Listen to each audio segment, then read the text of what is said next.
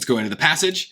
The early British postal system required the cost of mail delivery to be paid upon receipt, a system which encouraged inventive strategies by the intended recipient to avoid payment.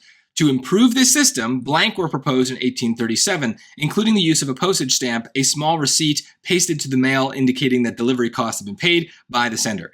So I'm going to be really lazy here, and to improve this system, I'm going to say something like improvements. Improvements were proposed.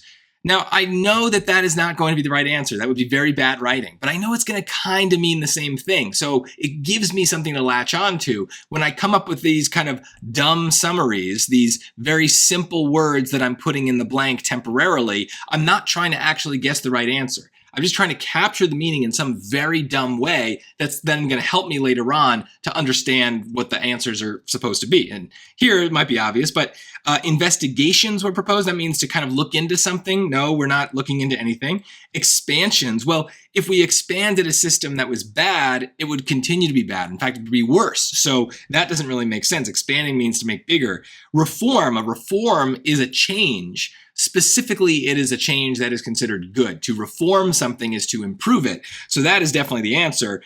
Possessions were proposed. Well, possession is like a thing you have, you possess. So I don't even know what that would mean here. So again, there's only one answer that makes even some remote sense, and having something to go by really helps. Now, some of you are going to skip that step where you don't bother putting something in the blank. It's not the end of the world here, but I'm trying to prepare you for when these questions do get harder. It's helpful to have something in your mind that you're comparing to the answer choices so you don't fall for traps or get distracted by things that really don't fit.